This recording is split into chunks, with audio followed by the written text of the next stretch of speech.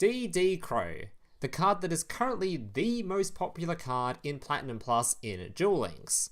Well, imagine if Konami saw that card and decided, let's just turn that into an archetype.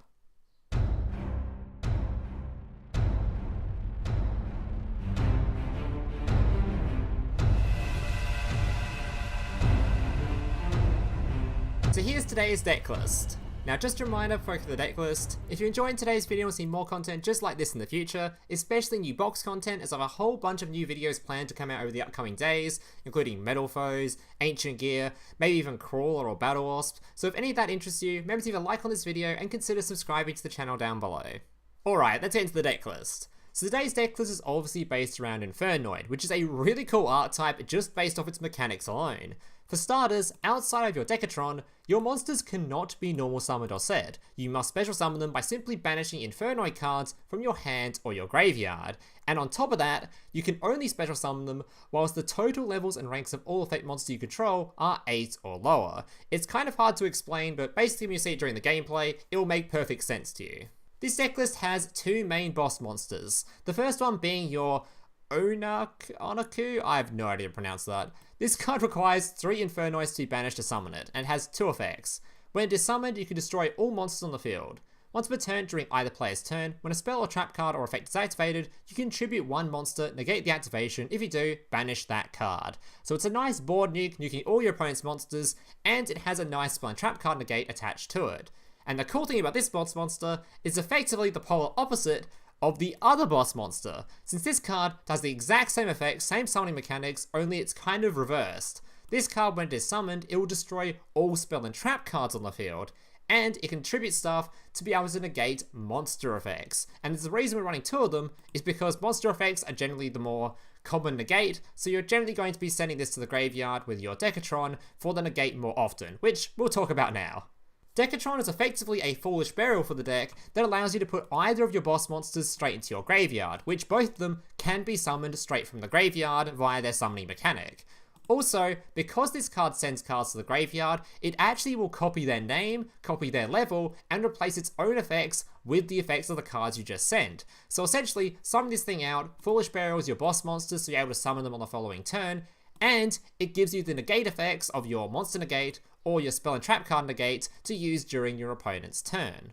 The final 2 Infernoid monsters in this deck list are going to be your Patrulea and your Harmadik, both of which have very similar effects. Basically, your Patrulea can special summon itself by banishing 1 Infernoid monster from your hand or graveyard. Once per turn, you can target 1 spell trap card on the field and destroy it, but keep in mind it cannot attack during the turn you activate that effect. Once per turn during your opponent's turn, you can contribute 1 monster, then target 1 card in your opponent's graveyard and banish it. This is a quick effect. Now your Harmadik is basically the exact same card, only with slight less attack, and instead of the spell and trap cards, it can destroy monsters instead.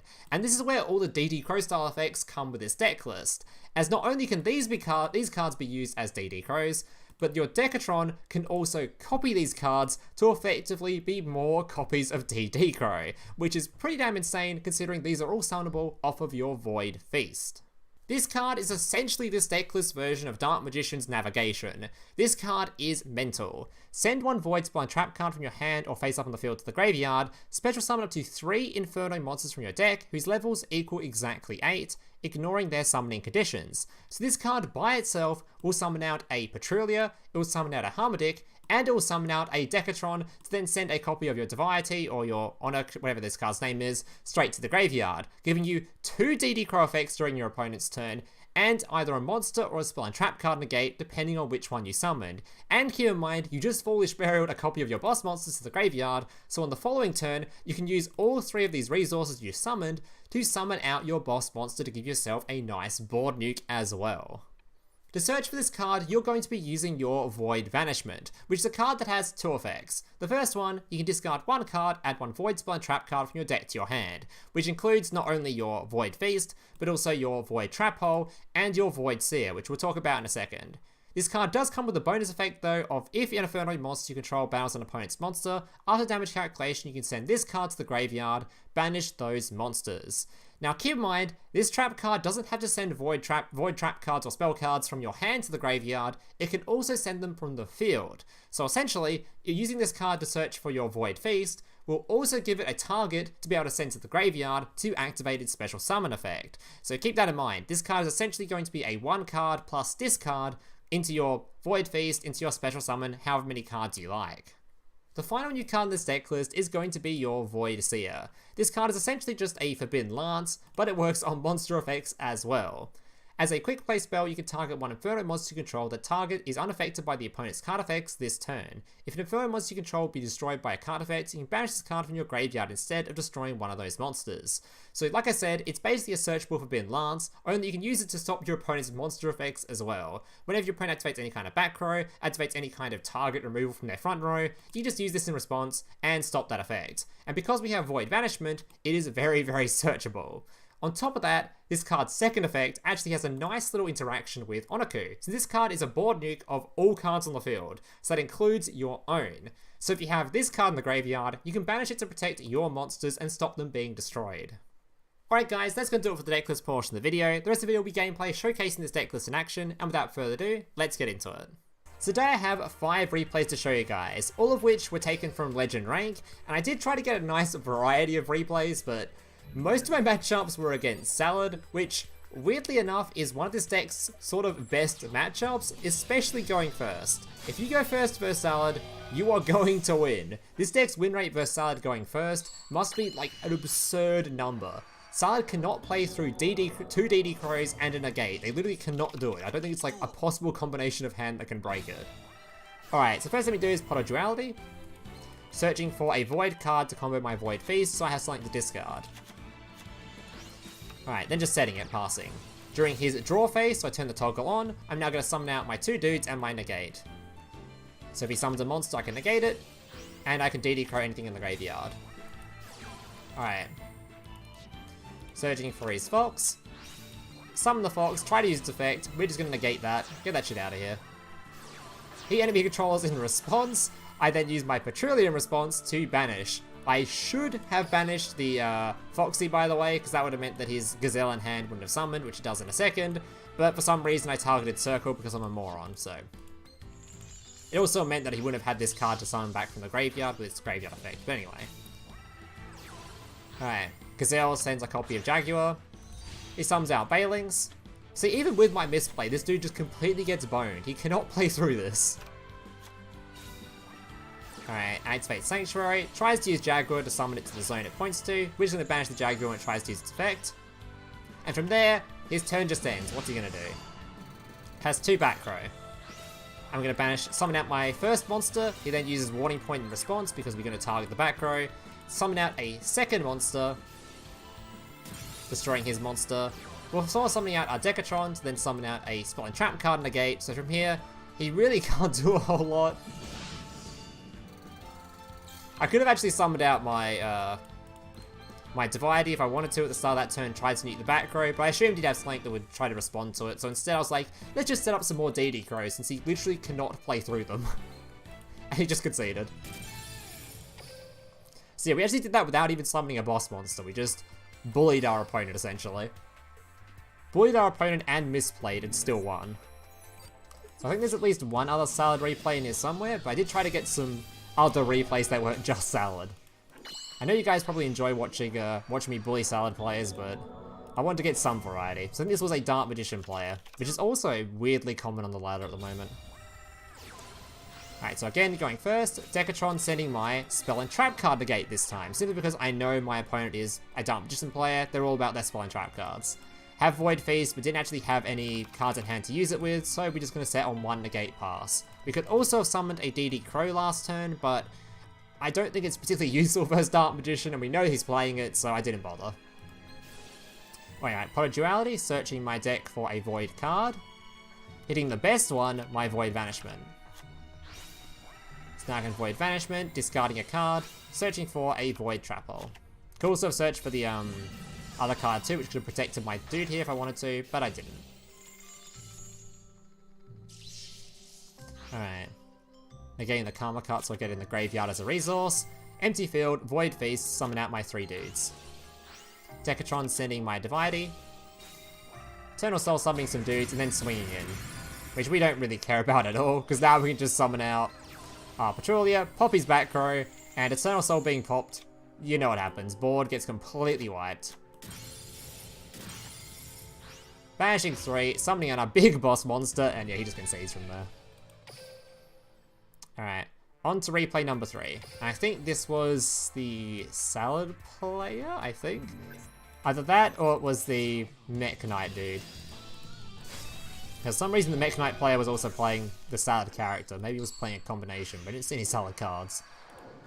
Either way, you'll see when we get to that replay.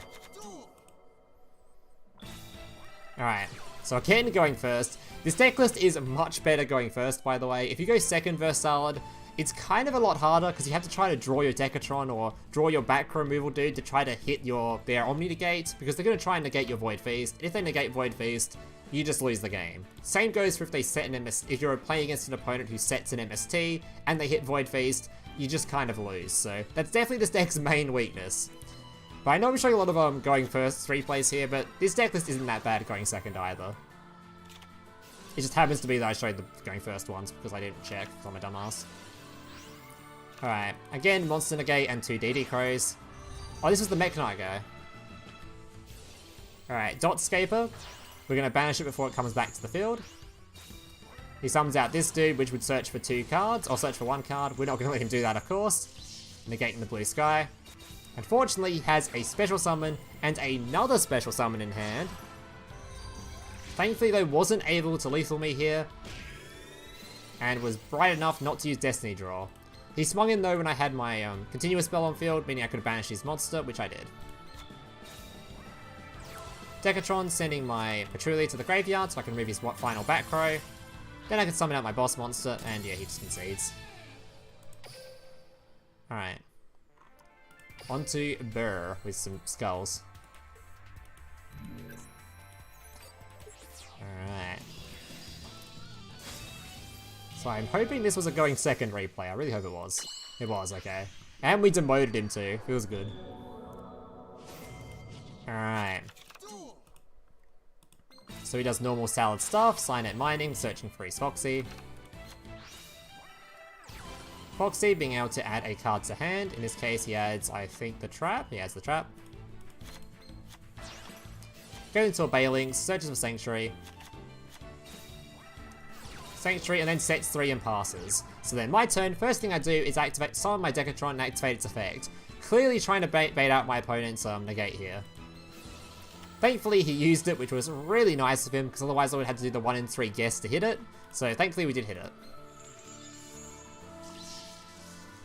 So now we can hopefully safely use these if my opponent doesn't have an MST, to search out our Void Feast, and set up our board for the next turn. Void Feast, summoning out our 3 dudes. Signet Mining, discard, adding his Lady Debug. Which obviously we're not going to let that happen. Instant negate. Enemy controller tries to steal it. I can just banish his card, so don't really care. Or tribute my card, sorry. And during his turn, I can pop his monster, summon my Decatron, and he was conceded before I summoned out another big boss monster. Alright, final game, which I think was the Galaxy Eyes rank up, I think. So yeah, this deck list had an interesting win rate where I was climbing pretty well with it, but I also had a 3-game lose streak just randomly appear where I just dropped straight down and had to climb up again. So I think this deck list is easily coggable, and I've seen multiple deck lists very similar to this that have easily cogged. So it's definitely a cog-worthy deck list. Whether or not it's going to be top tier, I don't think it will. The only thing it's really got going for it is the Salad matchup, so... I mean, to be fair, Salad is tier 0, so maybe it will. Anyway. So Decatron will be popping his monster. Patrulea popping his back row, he karma cuts it. And setting my card. Declaration going to be tributing itself to then remove his Galaxy Eyes from his graveyard, so he can't resummon it. And I can use my Void Fest to summon out 3 cards because I removed my monster. So once again, having a monster negate on the field, and 2 DD Crows if he even had anything in the graveyard still. Tries to karma cut. That's not going to do anything. I link some into my drop in deleter, sorry. Which is actually a pretty cool effect, because this card can reduce the levels of your Infernoid. So it reduces them, meaning if you had like another big boss in the graveyard, you could still summon it to the field, ignoring its, you know, level 8 requirements they normally have. Also, something that I actually didn't show in any of the replays, but did actually happen quite regularly, is this card is actually a tuner monster, so keep that in mind. If you ever need a copy of something like Vermillion, or a copy of your Meteorburst to try to beat over some annoying hand traps, or if you just need a copy of your Blader to try to lock your opponent, you can actually summon them quite regularly in this deck list. Another card that comes up a lot is also your Chimera, because it gives a nice little attack boost to your monsters. And you also use these cards quite a bit to clear out your monster zones when they kind of get clogged up. Because a lot of time you'll find you'll just have this big or this really small Infernoid monster on the field with 500 attack with its effects on it, but you don't really need it at the moment. You just want to clear it out so you can summon out your actual big boss monster, or just have resources in the graveyard to summon out your big boss monster. Alright, I really should have actually gathered some replays showing that, but anyway. And there we go. Alright guys, that's gonna do it for today's replays. Hope you guys enjoyed them. If you did, remember to leave a like, subscribe, all that kind of stuff. And yeah, hope to see you guys in the next one. Laters. Hey, big brother, can I watch SpongeBob? Shut up, Mokuba. I'm busy flagging YouTube videos to compensate for the fact that I have an extremely small penis. Oh.